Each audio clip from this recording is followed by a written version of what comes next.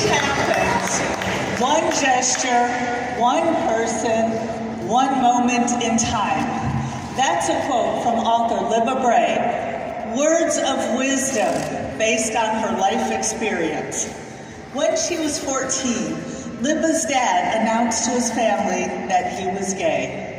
Because he was a Presbyterian minister, he remained in the closet to the rest of the world. It wouldn't be for another 25 years that the Supreme Court would strike down laws banning gay sexual activities. Weeks after her high school graduation, Libba was in a car accident. She needed 13 surgeries to reconstruct her face, including an artificial eye. Weeks after her high school graduation, she had that setback. She graduated from college. She graduated in 1988. Moved in with her friend Ed and his same-sex partner Norbert. When the landlord came by, Libba pretended to be Ed's girlfriend out of fear that Ed and Norbert could be evicted, just for being gay. Over the course of the next 2 years, Libba lost her friend Norbert and her father to HIV/AIDS.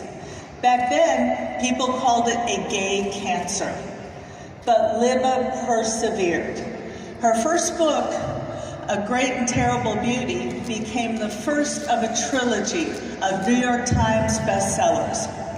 Libba's story is rooted in change, good and bad, adversity and adaptation. Her failures and struggles are just as important as her successes. Both equally help shape who she is today. I think that is true of our country as well.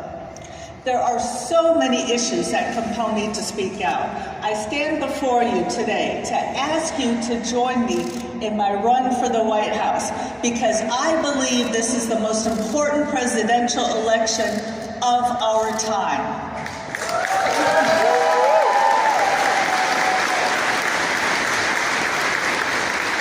The COVID-19 pandemic has reminded us all how much the American healthcare system has failed us.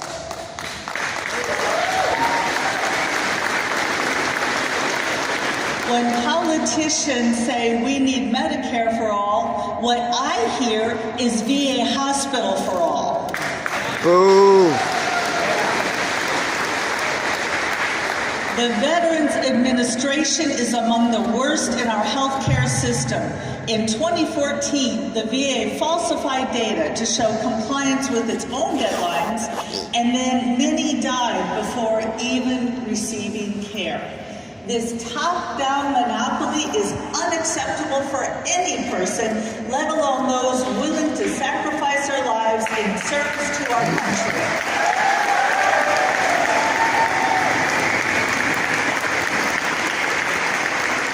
Let's be honest, the current American healthcare system isn't working for anyone. Well, that is, anyone other than the wealthy and the well-connected who always have access, or the billion-dollar insurance companies that bring in new record profits every year. My heart breaks for the millions of Americans who have been left behind, those who go bankrupt trying to care for their loved ones, or those with pre-existing conditions who live in constant fear of whether they'll be able to cover an unexpected hospital visit. For decades, politicians in Washington have insisted that it is the free market that has failed us, that we just need to give in and go to a government-run, one-size-fits-all program. I have some news for them. We haven't had anything even close to a free and competition-based system in nearly a century. The alternative to our early big government failure, to our current big government failure isn't even a bigger government failure.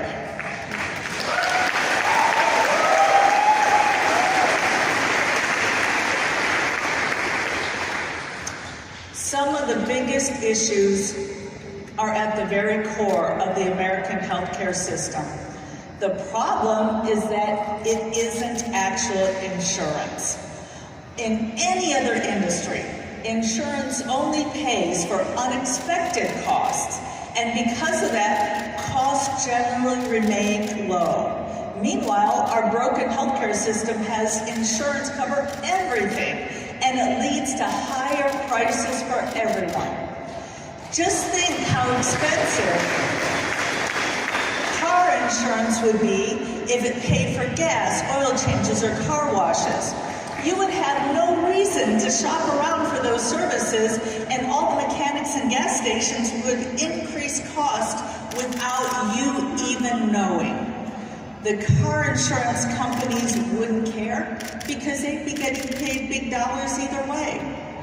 This is exactly what has happened in our healthcare system. There is absolutely no incentive to look for better prices and to compete. As a result, healthcare providers have no reason to compete. Insurance companies can charge higher prices without any accountability, and all of us have to foot the bill.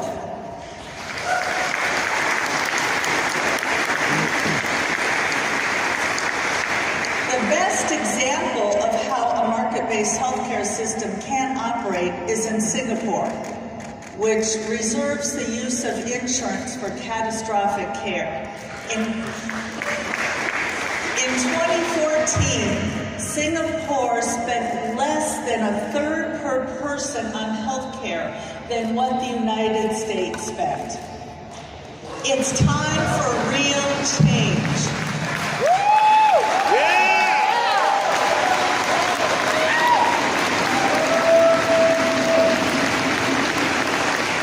We should begin by reforming the FDA approval and patent process for prescription medications.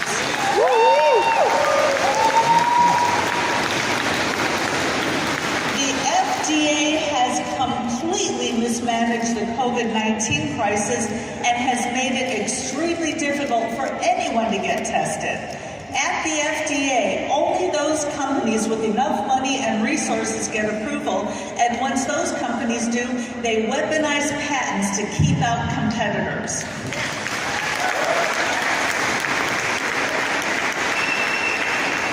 As your president, I will work with the FDA to remove barriers to new prescription drugs and make more drugs available over the counter.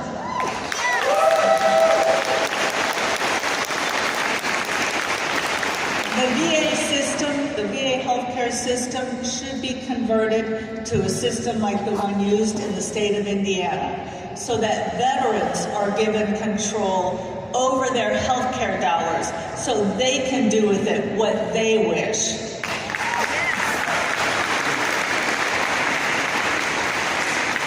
Our obligation to veterans should begin not just when they come back from the war, looking at their healthcare costs. There are soldiers currently deployed who weren't even born when the war on terror began.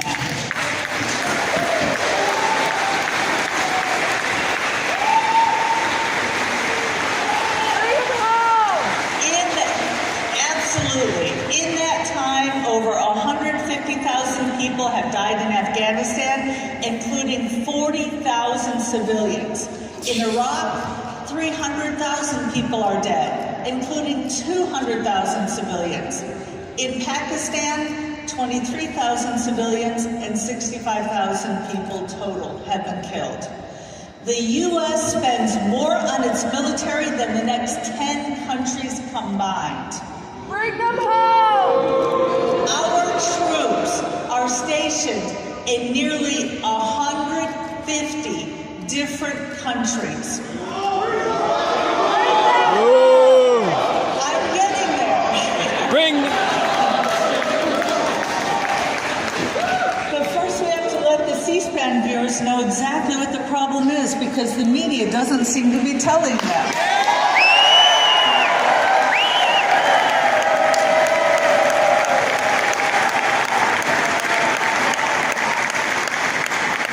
To continue with our problems that nobody has heard of, including not only the media, but the two major parties who are both war hawks. Our government has increasingly engaged in drone warfare, even striking weddings and hospitals. The names and faces of war change, but the problems remain the same. Nation building and regime change create power vacuums and greater distrust of the United States. And we are left to deal with the same issues over and over again. In every election, candidates promise peace, but they only deliver more war. I will bring the troops home. Yeah! Yeah!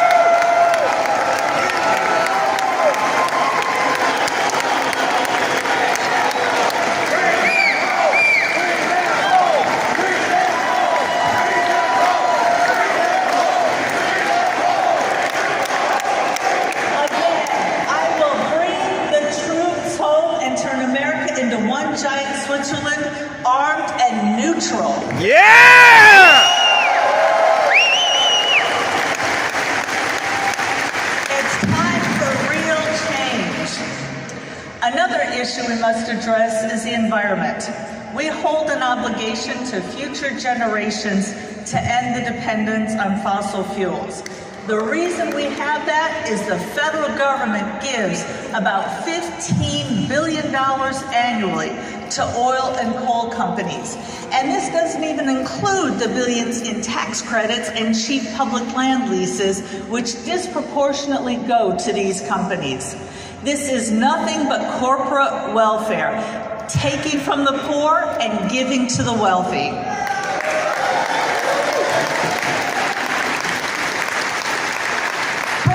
Red tape prevents cleaner and more sustainable energy from entering the marketplace. The most promising is nuclear, whose carbon footprint is vastly outmatched by its efficiency. I will work with Congress to eliminate all energy subsidies and level the playing field. I will also reduce regulations that prevent competition that unfairly entrench older forms of energy. It's time for a real change.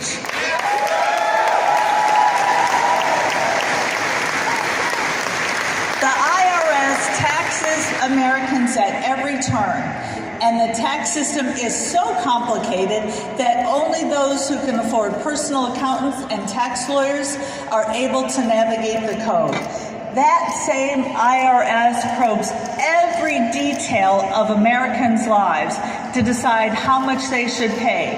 Meanwhile, the government accumulates more debt. Now, some demand increases in domestic spending, while others insist on increases in military spending. And they come to a bipartisan compromise by increasing both. This was epitomized by the $2 trillion CARES Act, which, in our country's most dire time of need, was filled with waste and gave billions of corporate handouts. As your president, I will eliminate the IRS and work with Congress towards eliminating the federal income tax altogether. When it comes to cutting spending, we cannot take any solutions off the table. I would encourage baseline budgeting. Instead of assuming an increase, we start at zero every year and decide what can be eliminated and what is absolutely necessary. It's time for real change. As we look to American history, we must accept that the experiences of some do not live up to our aspirations. When Africans were forcibly seized and brought to the United States, to the now United States, only their worst nightmares could have predicted the badges of slavery would persist half a millennium later. While millions of Americans view the Declaration of Independence and our Constitution with great pride, Black Americans are reminded that their ancestors were in shackles for another century when these founding documents were signed. The same men who promised freedom did not extend those freedoms to Black men, women, and children.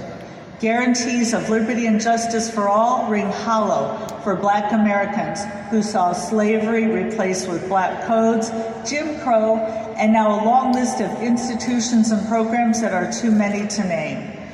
As libertarian columnist and researcher Jonathan Blanks has stated, it is not enough to be passively not racist. We must be actively anti-racism. It's time for real change.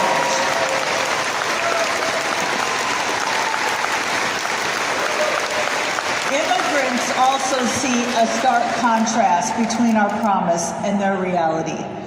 Though countries of origin have changed, the American legacy of what immigration is supposed to be remains the same. Different cultures held together by inclusion and acceptance. A shining city upon a hill, welcoming the tired, poor, and huddled masses. The data are clear. Immigrants are a positive for the United States. Not only do they contribute billions to the economy, but they also commit less crime and take less in government benefits than native-born Americans. And current immigrants are assimilating at a quicker rate than ever before. Economics aside, the reasons for free and open immigration rest upon charity and morality. Yes. The United States should symbolize a helping hand to those in need and build bridges instead of walls.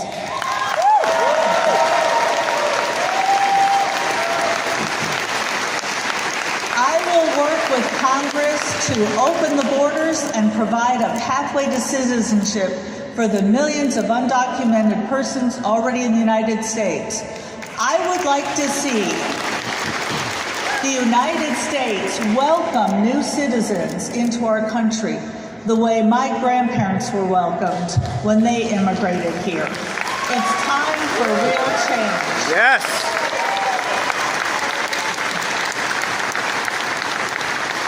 As your president, I will federally decriminalize all drugs.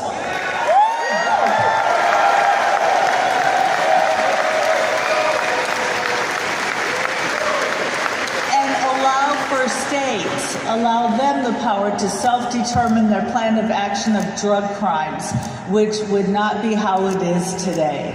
We would not see all of the people who are locked up for simple possession, for simple use, with no violence and no actual crime. If there is no victim, there is no crime. Yes!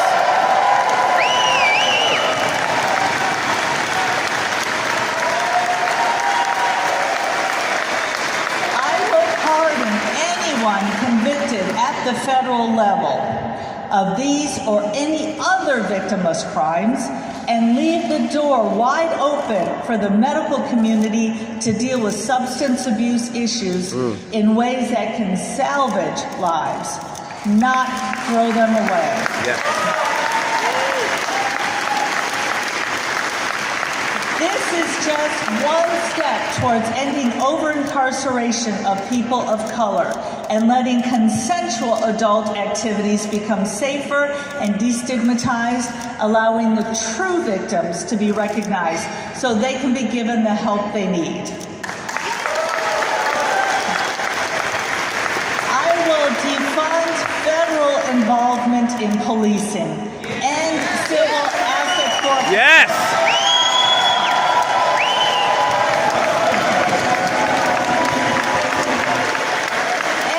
Supplying of surplus military equipment and no-knock raids, and the ending qualified immunity so good citizens can take legal action against police brutality when it becomes necessary. I will also increase oversight to ensure that the law applies to its enforcers just as much to its communities. It's time for real change. As your president, I will eliminate the Department of Education and give more choice to students, teachers, and parents, particularly in impoverished areas.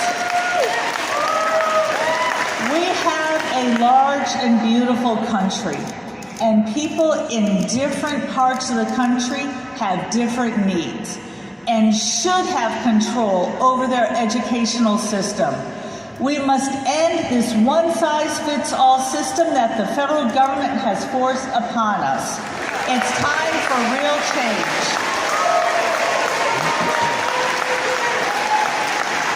In this time of uncertainty, Americans don't need or want someone to rule over them. I've had many roles throughout my career, but none has been more rewarding than being on the campaign trail, speaking to people who are simply tired of the failures in Washington. The policies I've outlined today aren't about theories. They're about the middle-class worker who has to decide whether to buy medicine or pay rent. They're about the soldier deployed to a foreign land for no good reason, and the people living there who feel like their country is being occupied. They're about the millennial who fears that the damage done to the environment can never be undone.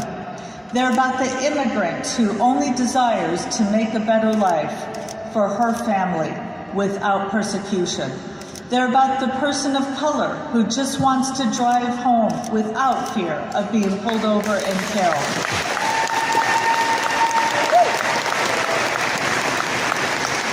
They're about the blue-collar worker who watches his hard-earned tax dollars get sent to multi-billion-dollar corporations. It doesn't have to be like this, and we don't have to tolerate it. It's time for a new way, a path that recognizes what should have been clear from the beginning. Just like Libertarian persisted despite obstacles, injustice, and misfortune, let's learn from our failures. Let's build upon our successes and create change that lasts. Get ready, Libertarians, because we have work to do.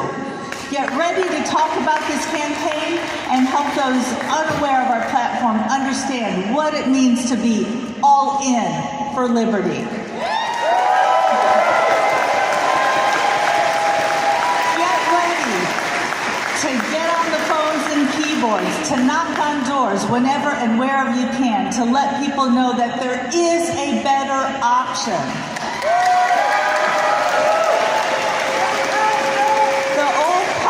Have tried to keep us down, but not this time. We are on our way to the White House, and when we get there, we will give it back to the 330 million Americans it really belongs to. It's time for change. Thank you.